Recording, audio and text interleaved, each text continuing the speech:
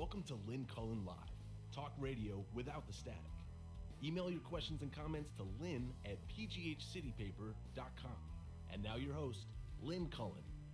Hey, hi, good morning at you, as my mic tries to get away from me. Oh, come on. So I'm going to have to do the show from over here, okay? We've got a... Okay, I'll just move a little bit. Okay, hi, it's Thursday, it's May 23rd. And I'm a little fearful of what I'm about to do, but I'm going to do it anyway, okay? Yesterday I spent a great deal of time talking about my true grief about a glorious, healthy tree that had been slaughtered by a neighbor. And that did seem to resonate with many of you. So, somewhat serendipitous that I wake up this morning and there is a very long story about the death of trees in the Washington Post today.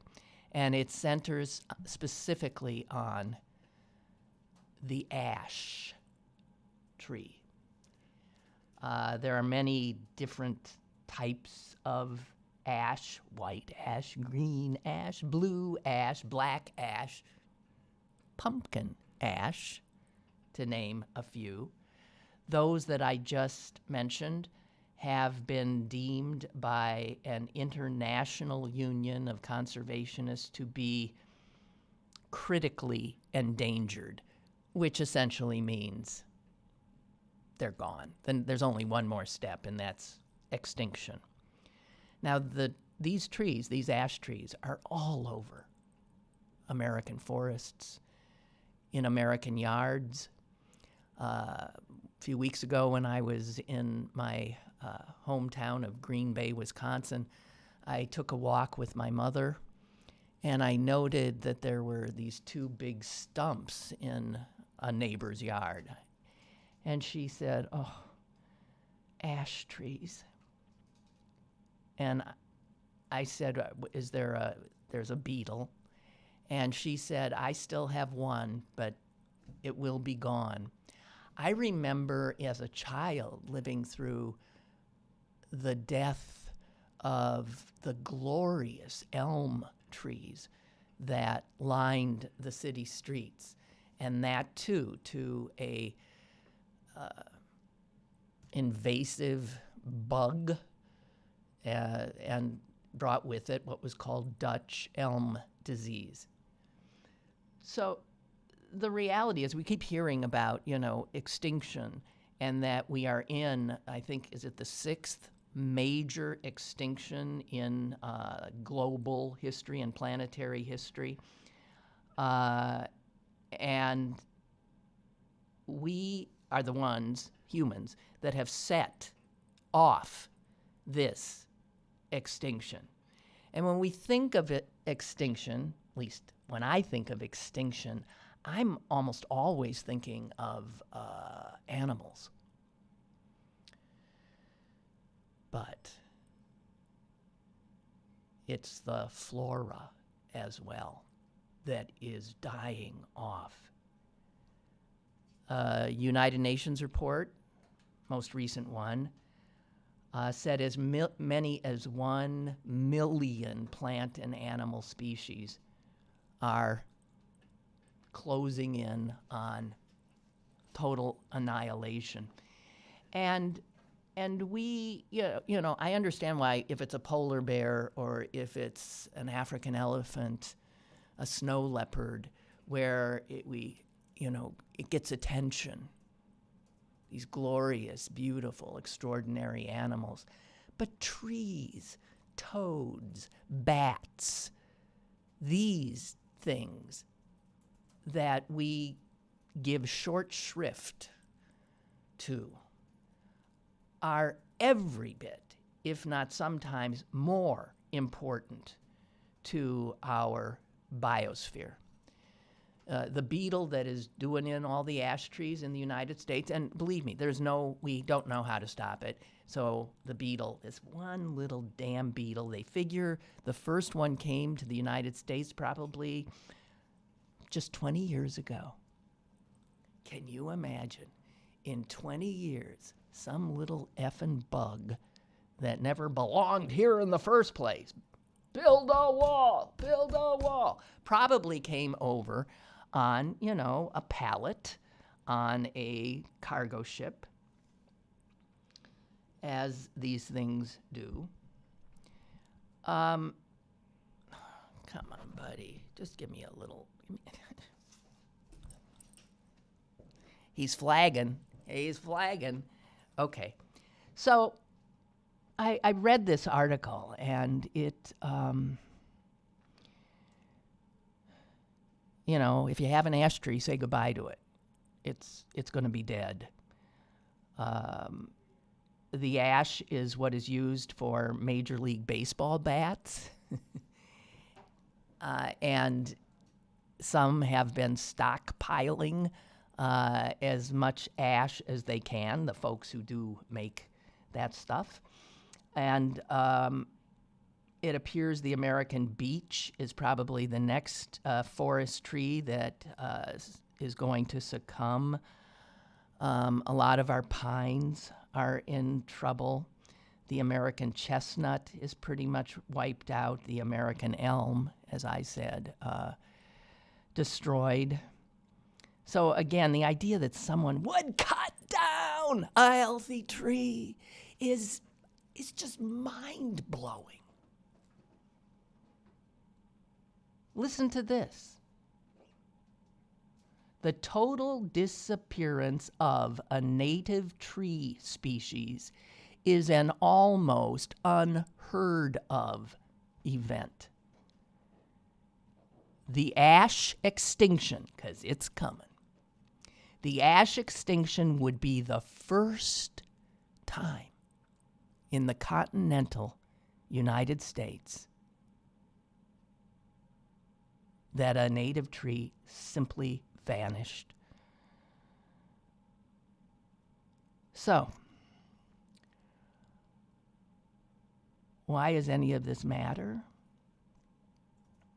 Well, American forests offset nearly 15% of our carbon emissions. Scientists also keep finding evidence that exposure to trees benefits us mentally, physically. They're good for our health. Researchers are discovering that forests' recycling of water can account for half or more of the precipitation in the middle of our country, in continental interiors. And our forests can actually influence the weather halfway around the globe. In other words, if we lose our forests, and we're heading that way, we may lose much of our rainfall.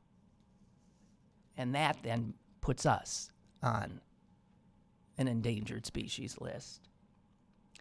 And yet, this has been known for a long time. Yes, we've made efforts to create preserves and national forests and such things. But with global trade, the fact is the next bug, the next killer, could well be on a cargo ship docking right now at one of our ports. It's really something. So I just want to say, I'll close with what this article closes with. It is often said that a society should be judged by how it treats its most vulnerable. Well, if that's the case, and there's a hell, we're going straight. Do not pass go. Do not collect $200 because we treat our vulnerable like crap. If a society is judged, and it should be, on how it treats its most vulnerable, that includes our trees, the flora, and on both counts, obviously, we fail. I don't know. There are no solutions that we know of. I mean, isn't that amazing? So I'm just saying, the trees. Hug a tree. Hug a tree. No staying power, this. It is slightly, penile-like, and it's, whatever. Okay. Uh-oh, somebody's saying the sound is too low. Now, I gotta tell you, someone said that yesterday, and nobody else agreed. So I am not inclined, unless I get a tsunami here of others saying that. I'm not taking responsibility. Okay? Oh. Well, speaking of death, of trees, and I got to tell you, too, the bats around here are in terrible trouble. Terrible trouble. And I was enjoying my backyard the other night until mosquitoes sort of drove me in, and I thought, mosquitoes, wow, I have not been plagued with mosquitoes. And then it occurred to me that I wonder if the fact that there seemed, not besides the fact that it's been raining like hell all the time, I wonder if the mosquitoes are an indication that the bats are going. Because what do bats do? They eat tons of mosquitoes and other insects. So I want to do a two quick obits. Two remarkable lives. Two remarkable people. The first was recently at the White House, and you will maybe recall this poor soul brought to the White House, occupied currently by you-know-who, and he was there to receive an honor, and as only you-know-who is capable of, he mishandled the entire thing, and in fact angered, embarrassed the very people he was supposed to be honoring. This was when Trump was honoring the Navajo code breakers, without whom I wonder if we would have won the war against Japan. It was the only military code that the Japanese could ever not crack. And Fleming Begaye was one of these code breakers. He died recently at the age of 97. But how awful that even in his obituary, Donald Trump inserts his loathsome self. Because Trump, when he brought these code talkers in, of course, made a point of bringing up Elizabeth Warren. Pocahontas, as he had some Indians, and he thinks immediately, Pocahontas. Here are these old men in their 90s. They're dressed in military uniform, many in wheelchairs.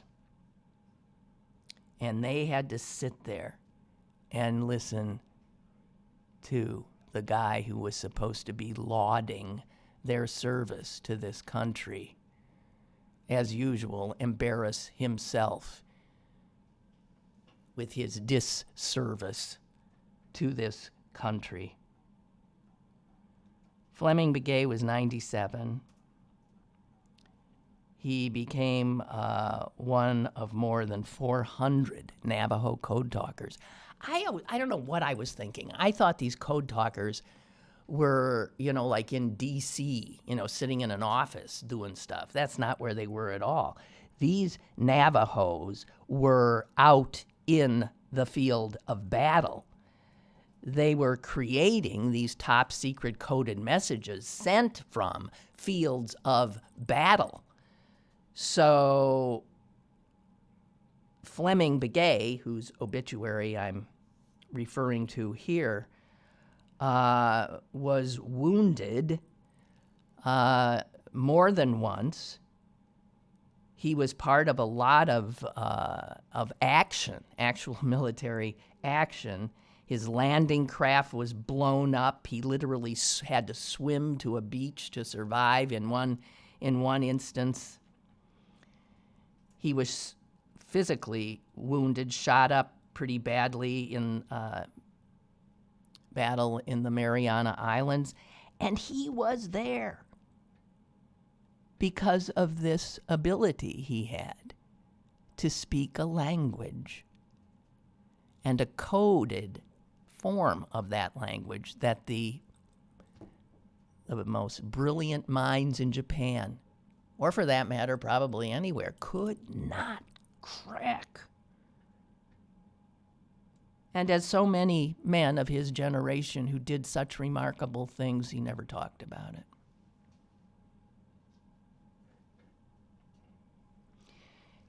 Asked a few years ago, he did say, "I was proud to serve my country. It was already our country. We were just helping to make sure it stayed our country." Fleming Begaye, creator, it says here, maybe he was the original creator of Unbreakable Navajo Code. Okay, and next, a woman who I had not heard of, and oh my God, what a woman. I want to mention Harriet Tubman later. This woman reminds me of Harriet Tubman in her just extraordinary strength and courage. This is a Spanish woman. Her name is Neus Catala. She died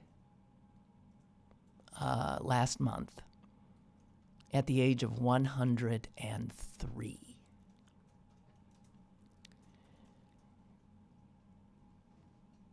Almost her entire life, she fought. She fought against Franco in the Spanish Civil War. She went to Barcelona, got her nursing degree, and then was put in charge of an orphanage in 1939 when Franco's forces were advancing. She was 23 years old. She rounded up all her orphans and marched all of those children, there were over 100 of them, marched them over the Pyrenees, the snow-covered Pyrenees, and she found shelter for every one of them in France and found them foster homes. She was 23 years old. She now was in France and stayed there herself. She married a Frenchman And then the next year, Hitler invades France. Neus immediately, with her husband, joined the resistance. She helped captured resistance fighters escape. She gave refuge to them. She falsified documents, hid messages, always carried a weapon. She had weapons under her headscarf or in the baskets of vegetables that she carried on her bicycle as she rode through Nazi checkpoints. This is a 24, 25-year-old young woman of extraordinary courage. And then someone ratted her and her husband out. She was arrested in 1943.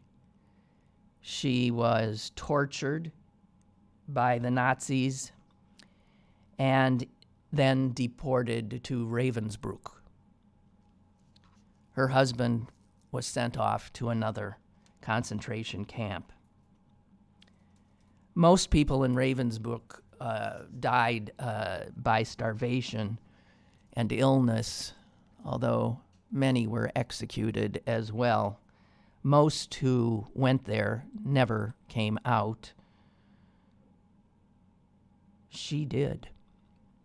And she did after spending the rest of the war as a slave laborer in a German arms factory, where she organized other workers to sabotage the bullets they were making. In her words, "We use sabotage to produce about 10 million faulty bullets and thousands of unusable artillery shells. We threw everything we had into that production line: flies, cockroaches, oil, our own spit." By the time that camp was liberated, she describes herself as almost dead. "We were just skulls with eyes. I was a bag of bones." Her husband, dead.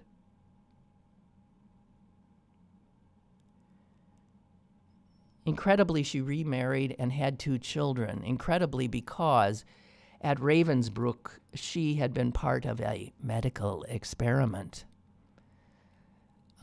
designed to make women stop menstruating. And one of the things, obviously, that would happen if there was no menstruation is they could not procreate. So it was believed that she was infertile, but she gave birth to 2. Here's a woman who all her life, and they say that even up until the last few years, she was involved in all kinds of social justice efforts. Neus Catala, 103 years old. Resistance fighter, concentration camp survivor, fascist fighter. Remarkable woman. I'm being told our sound is low. I'm being told it's nothing new.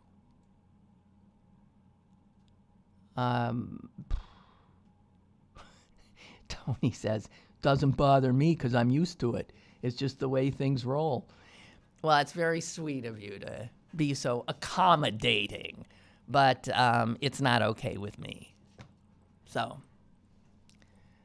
we thought this mic had perhaps resolved the issue. Obviously, it has not. And we'll do what we have to. And Barbara says it's still low for me, and I paid extra for a better sound bar. Sorry. I am. Mary writes, Lynn, I was listening to your show yesterday about the tree on your street being cut down. Later in the day, I was taking the self-guided tour of the monuments of South Park. And to my surprise, at the center of the traffic circle is a monument with the poem by, I didn't know his first name was Alfred Joyce Kilmer. It brought tears to my eyes. All I could think of is you and your tree.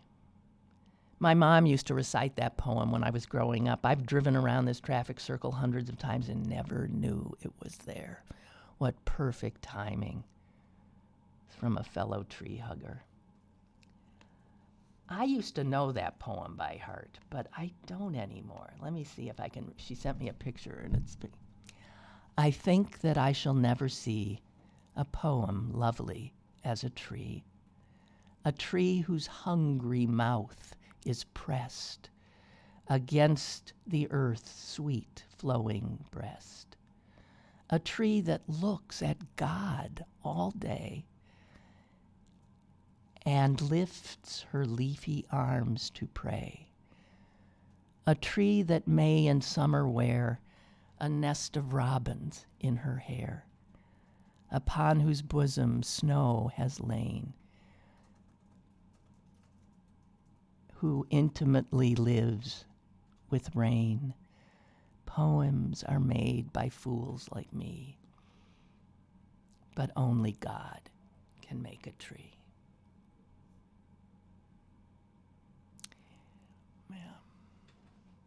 Maybe I should slip that poem in their mailbox. What do you think?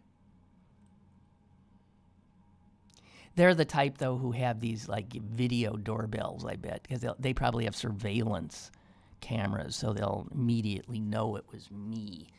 I am waiting to casually encounter one of the adult occupants of that house. And, I mean, there's no point in berating them. I am going to let them know, though, that I miss very much that tree.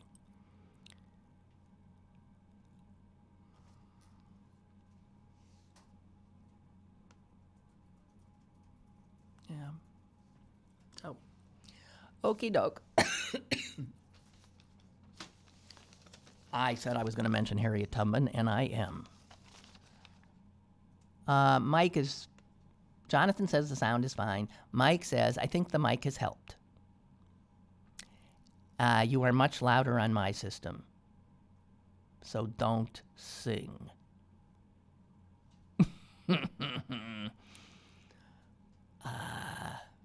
You know, of course, that makes me want to sing. I'm right now, but there's a battle going on in my head. Don't sing. Okay. You know, back in the old days in radio, when I couldn't get a caller and I had 3 hours to fill, sometimes almost always, I guess, it would work. If I threatened, I said, okay, I'm going to start singing, and I'm going to sing. The only way you're going to stop me is if somebody calls. And that usually was a way to get callers. But I won't sing. I won't. I am someone who was meant, I know, to have a beautiful voice. I have the soul of a singer. I just don't have the other apparatus. Okay, so that vile Treasury Secretary of ours, Stephen Mnuchin, was on Capitol Hill for various reasons yesterday. And one of the things that he let us know was that plans to put Harriet Tubman's picture on the $20 bill, replacing slaveholder and Native American genocider Andrew Jackson, that will not be happening. for like 10 years. Why? Unclear. He said something about counterfeiting and having, but other people say he's pushing it away because Donald Trump is against it, and he doesn't want to have to deal with Trump coming in and destroying it. So supposedly Mnuchin kicked it into a non-Trump future to save Tubman for the $20 bill. Who the hell knows? When it was suggested that Harriet Tubman replace Jackson, of course, Trump did go insane at the time. And he said she should get a bill, but something like the $2 bill. Yeah. When's the last time you had a $2 bill? Anytime this country has ever put a woman on a piece of currency, right? It's always some coin that you never use, right? Like the Susan B. Anthony dollar, which nobody ever wanted to have. Some people didn't even, know what its value was. So Harriet Tubman, an extraordinary woman. I think there's a new book out on her because I was reading something. I thought it was a review. Gee, God almighty, what a. She was like 5 feet tall. And she was known for her extraordinary physical strength. But she had like, at the time, it would have been like $1 million bounty on her head. And it didn't stop her for a minute from coming back down into the South, where she had that bounty on her head, grabbing up a whole bunch more of slaves and getting them to safety. She made that trip, I don't know how many times, tons of times. Most people, think of yourselves. You get out. You break out of jail, right? You're going back to get some of your friends out? Probably not. You mustered all the courage you had just to break out of jail and get the hell to the north. She kept coming back.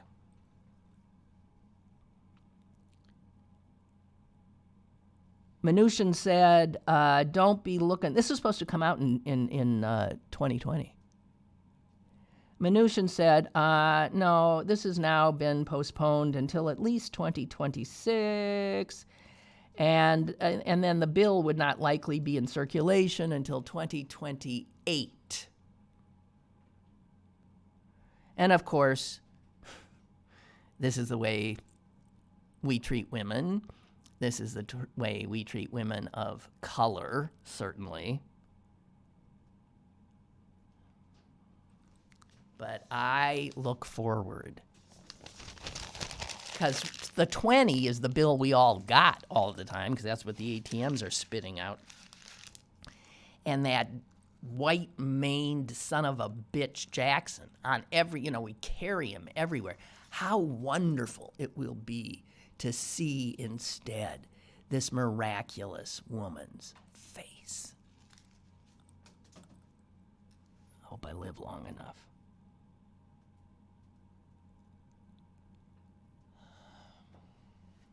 Okay. I am being reminded that it is May 23rd, which is the 143rd day of the year. And our governor, Tom Wolf, has deemed this a special state day in which we are all charged with trying to act like Mr. Rogers today. Okay? Now, I've already screwed up big time. But I'm I hate days, but so I think we should try to be more Mr. Rogers like every day of the year. But if it draws attention to this gentle soul who believes so strongly in treating everybody with respect,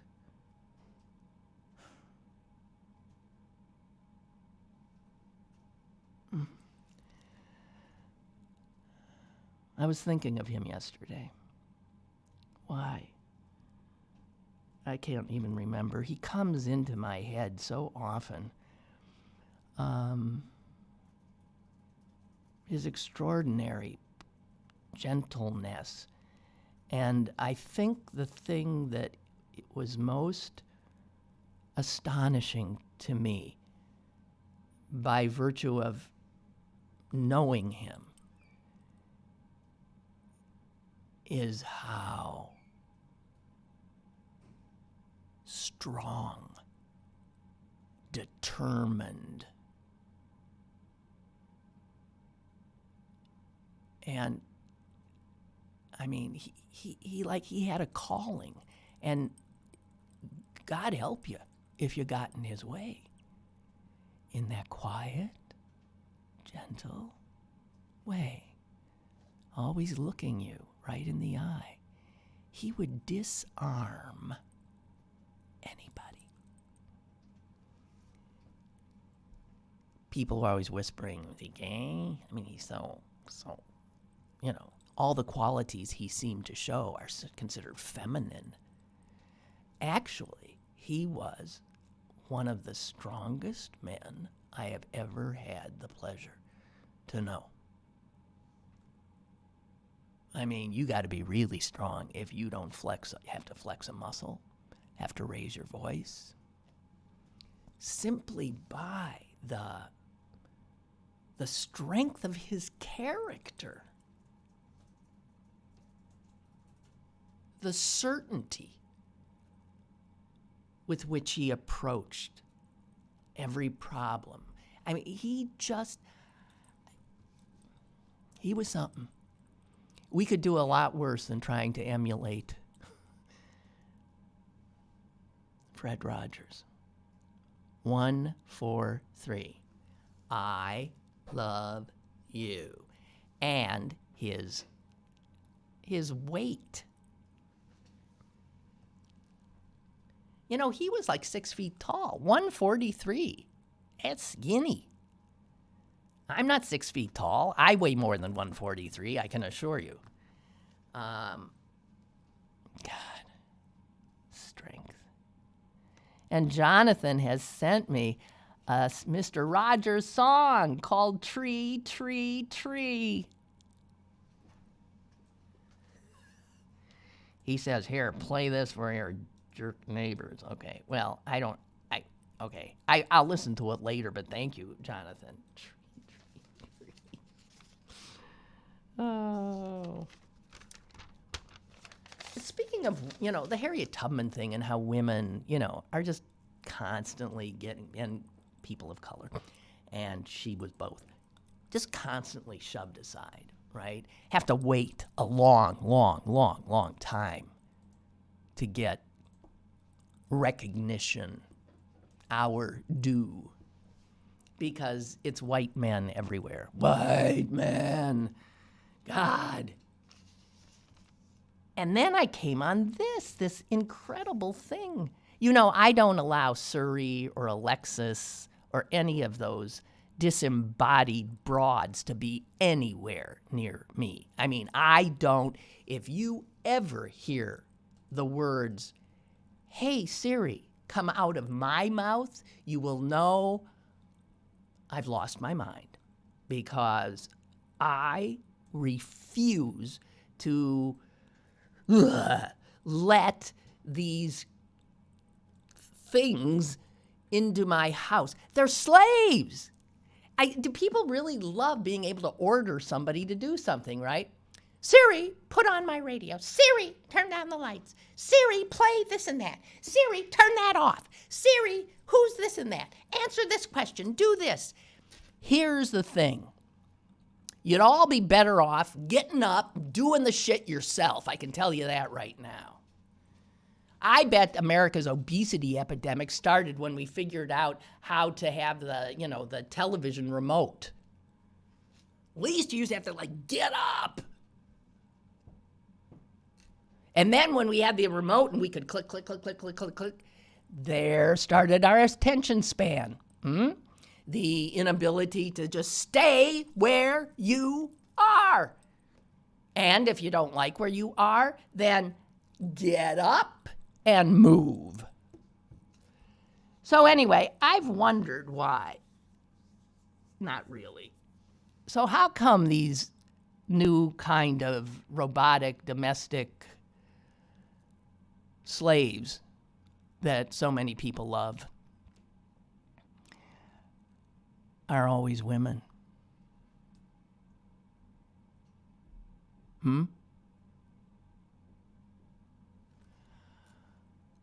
Well, because women, culturally, we know, are pleasers. Women are obliging. Women are used to having people say, hey, get me this. What's that? Play this. Turn that on. Turn that off. Because that's what women, real, breathing, flesh and bone women deal with all the time. So, of course, when we have these disembodied voices that we invite into our lives, of course they're females. Now, I understand that you can make it into a male voice. Nobody wants to, because it's discordant. It's jarring to our sense. You don't order men around.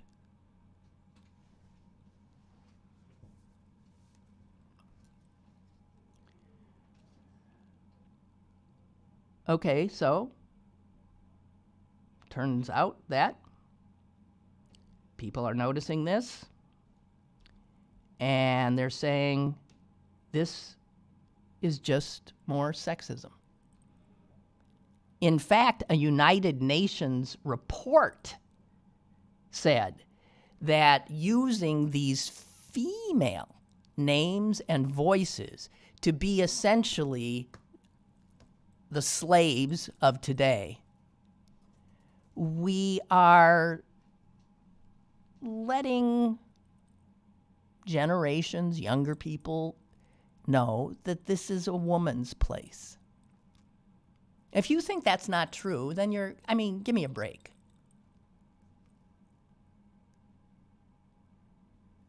All of this crap is designed by men, right? Yeah. Now, they will use male voices when studies have shown people want a reassuring woman's voice. They're generally quieter and more dulcet in their tone, and the sense of a woman as being subservient. Think of Hal in 2001. That was a male voice on a computer, and he wasn't subservient, as it turns out, right? Hal was scary. People do like the sound of a male voice when they want something to sound, come on, fill in the blank, authoritative. But when the job is helpfulness, they want Siri, Alexa.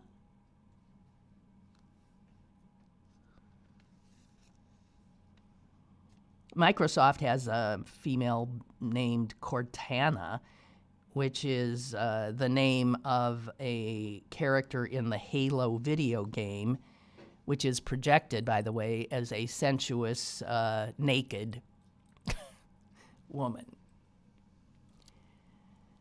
I don't know.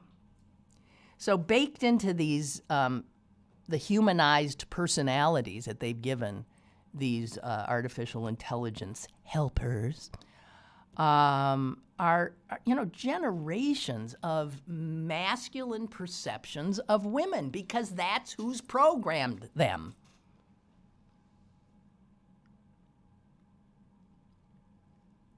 The UN report says the more that culture teaches people to equate women with assistants, the more real women will be seen as assistants. And in fact, be penalized if they're not more assistant-like. Oh, excuse me, sir, may I help you? So, anyway, voices of servility. Female.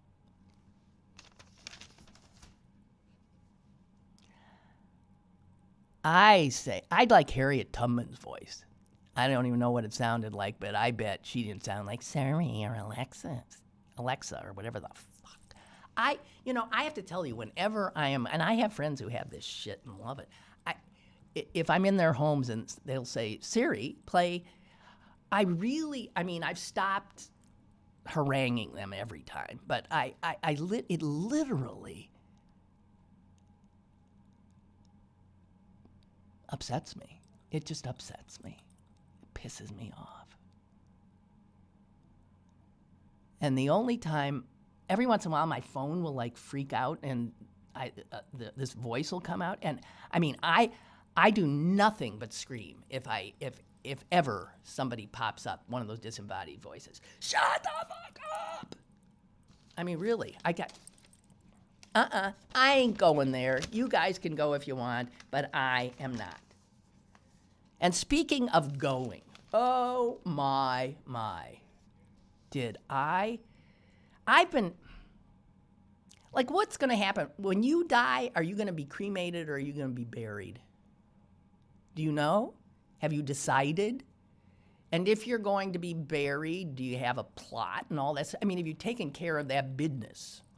Because I still not really have. I know there's a plot waiting for me in Green Bay. I can rest my bones there. And, that's probably where I guess I'll be. Cremation is, first of all, my religion does not allow it, although lots of Jews will get cremated. The idea of fire is so frightening to me. I can't go there for any reason. Can't. The idea of being put in a airtight box and stuck in the ground. All of this is nonsense, right? Because it's not like I will have consciousness then. I won't be anymore. It'll just be the carcass that I lived my life in. But the thing that made the most sense to me, dust to dust, ashes to ashes. The thing that made the most sense is when I started to hear about what's called green burial. And that's where there's no casket. You're simply, I guess, wrapped in a shroud. And this would very much be part of my religion to do that. And no headstones, no markers. You are put into the ground, but it's in a wild, where nature is you're just stuck under the ground and no one knows you're there. And yeah, you become part of the forested natural environment. That seems the greatest thing to me until I read this today. Here's the headline, New York Times today. Law allows the composting of human remains. And I'm looking at a rendering of a facility called Recompose. And in it, there are these these big circular containers, and you'd put your body in there. And here's what they do. If I'm freaking any of you out, that's fine. But I mean, hey, guys, hey, this just in. We're going to die. Burial, the way we do burial is nuts. Where, in these lead-lined caskets where our remains cannot return to nature. I mean, it's crazy. It's nuts.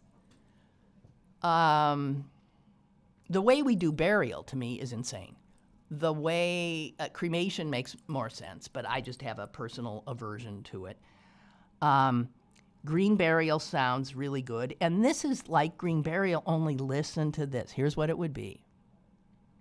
If you got no problem having your body stuck into a crematorium and set afire, by the way,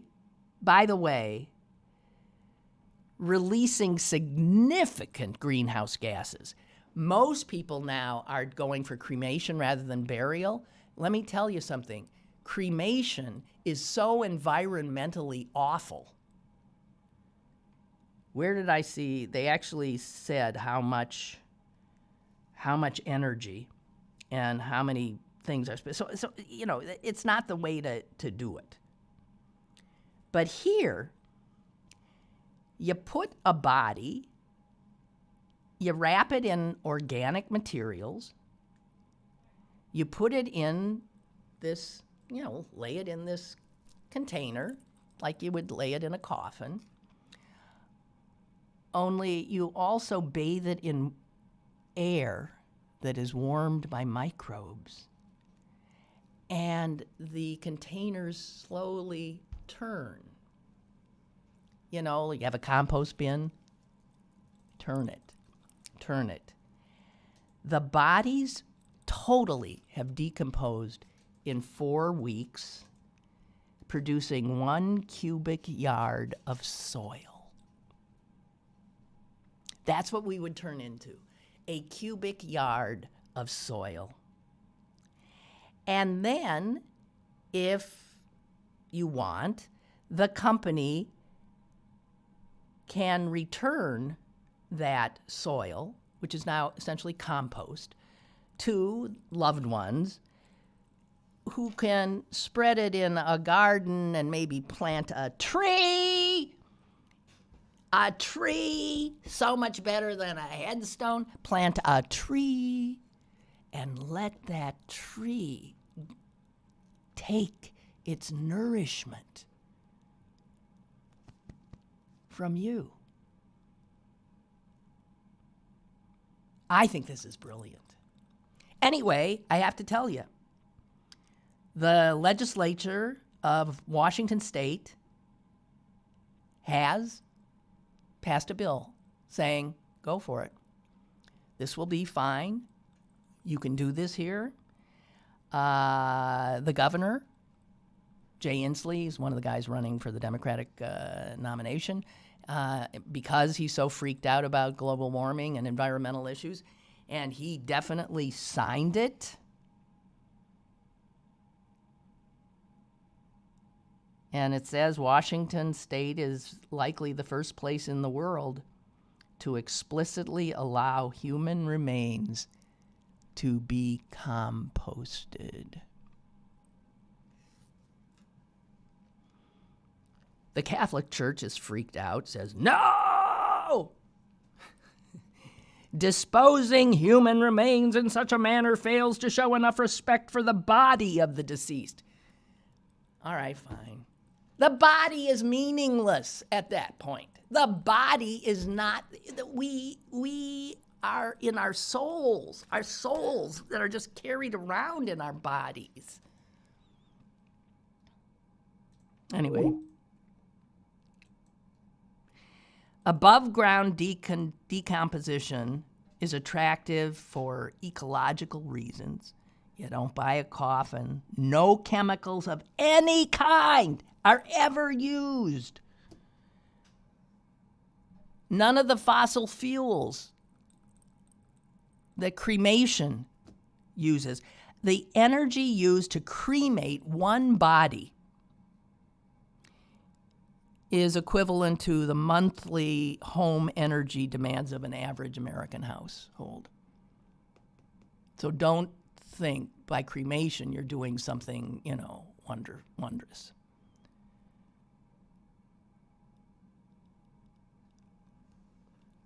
I love the simplicity of this. I really, really love it. I'm just saying. Roger writes, Harriet Tubman was the beginning of my white man guilty conscience.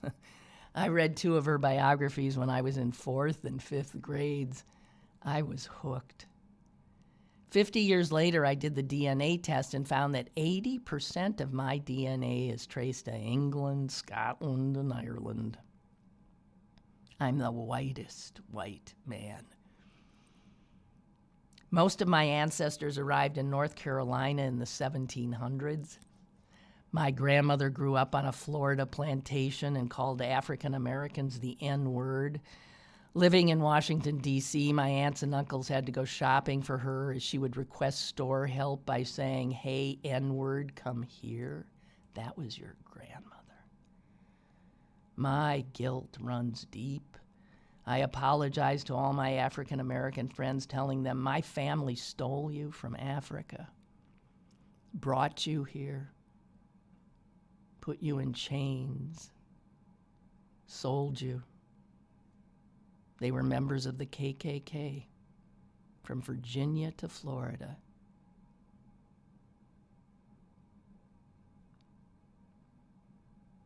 And Roger says they give him dispensation. Okay, Roger, you're okay.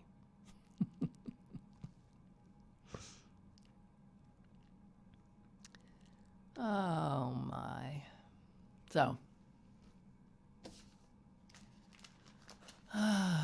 only in America.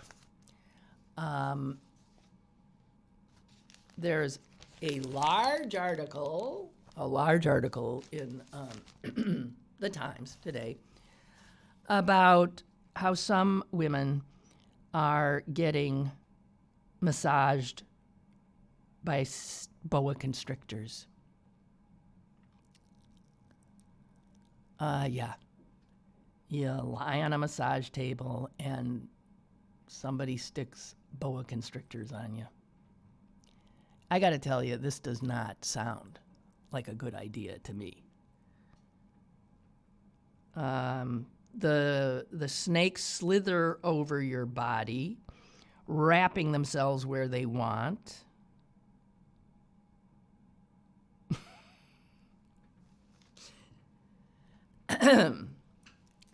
I once had a boa constrictor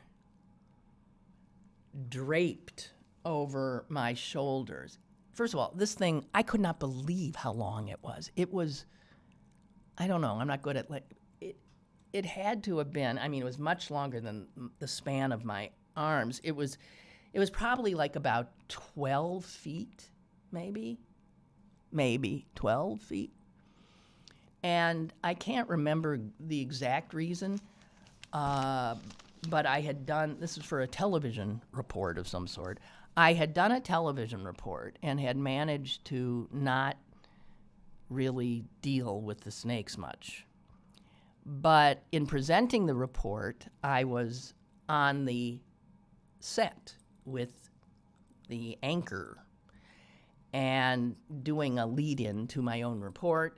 And then after the report, my grand idea had been that as soon as the viewers were looking at the report, and before the camera came back to me and the anchor, the snake guy would put this boa constrictor on my shoulders, on my back and shoulders. And so when the camera came back to me, I would have this huge snake on me. And I thought that because it was live TV, I wouldn't scream. I would, the show must go on. I would do what I had to do. And so they put this thing on me. And the first thing that was absolutely mind-blowing was how much it weighed. Good God. It was like, it felt like 50, 60, 70 pounds on my back. The circumference of this thing was like, it was bigger than that. I can't make it as big. It was like this huge behind me. The tail is way off over there. The head is over here. And the snake handler puts it on me as my piece is finishing up. And he says, here, just hold the snake. So, snake, me, holding, and they came back to me, and I'm sure a lot of people at home said, oh my God, look at that, Lynn's got it. And I kept my cool until, as I'm finishing up reading off the teleprompter, and so, blah, blah, blah, blah, blah, I see in my peripheral vision the head of the snake coming back at me. It had been out over there. I'm holding it, and all of a sudden I see this tongue, this thing coming right at me. And I have to tell, man, I sped up is what I did. And some people like, I was just so freaked. I have never found that video. It exists somewhere, but man, oops, I've gone over. Okay, that's it for today. Thank you very much for listening to me. I am going to try to get through tomorrow's show without mentioning trees. I'm going to try. Can't promise a damn thing. See ya.